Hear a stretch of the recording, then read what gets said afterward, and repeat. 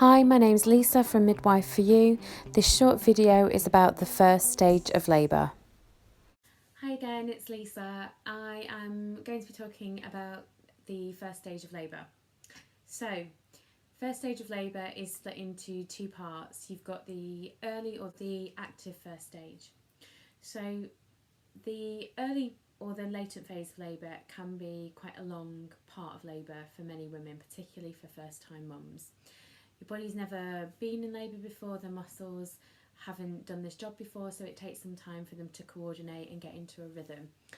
The muscles of the uterus go horizontally, they go vertically, and they go diagonally, and they're all trying to shorten with the contraction and then release and coordinate all at the same time. So it takes some time for that to get into a rhythm.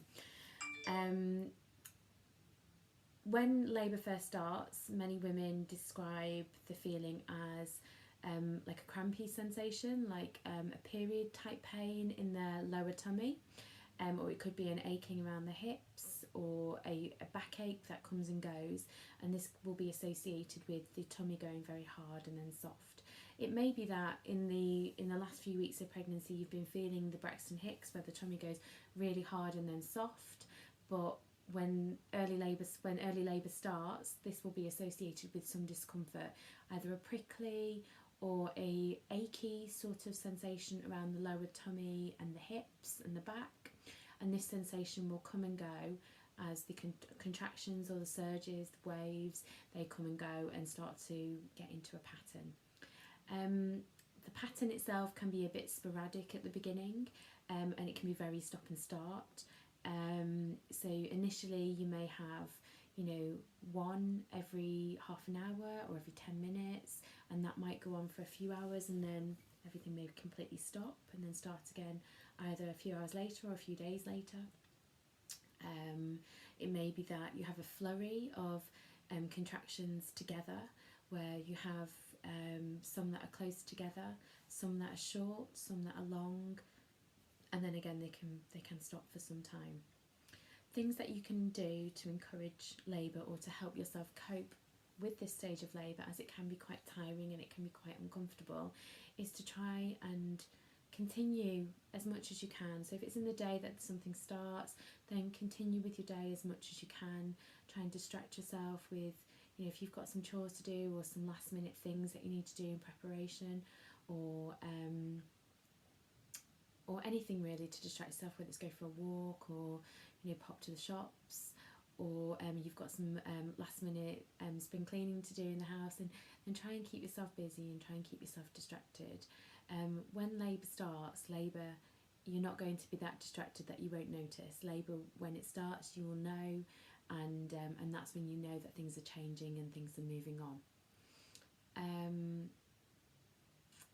So some of the key things to think about in the early part of labour: if things start off in the day, then yes, keep yourself busy. But if you're tired and you want to rest, then rest, have a little rest. Labour is not going to stop because you've laid down. If labour stops because you're having a rest, it's because you're not quite ready yet, and you're still a lot more benefited by having some rest than you are from staying up and trying to encourage things, because ultimately, if you're really tired, then labour will stop anyway for a period until your body is ready. The environment's really important once labour starts getting into swing, because we want the hormones to flow really well. We want you to be as relaxed as you can be. So think about the kind of environment where you would conceive a baby. That's the kind of environment we want to foster when labour's starting. So you want privacy, you want it to be warm and cosy. If it's obviously in the evening, you'd like it to be dark, and you can do this by turning the lights down, putting some lamps on, or some fairy lights or some tea lights, making the place feel really relaxed. You can have some, you can burn some incense, or you can use some aromatherapy. Anything that's going to make you feel safe and secure, relaxed and calm. The people around you are really important in this part of labour to help you to feel all of these things.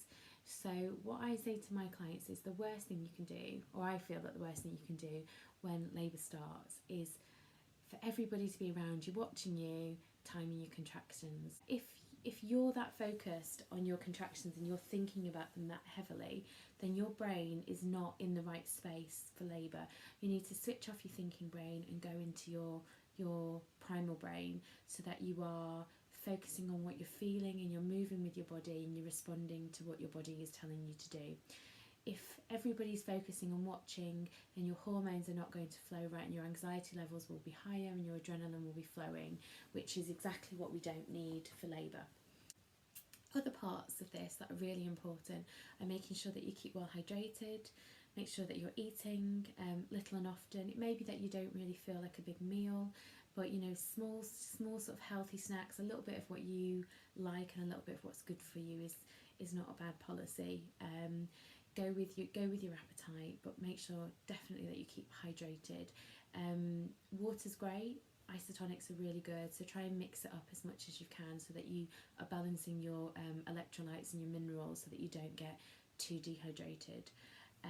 Moving around is really important, so as I said, if it's in the day, try and stay a little bit active if you can, so you can go for a walk, you can go up and down the stairs, you can try different positions.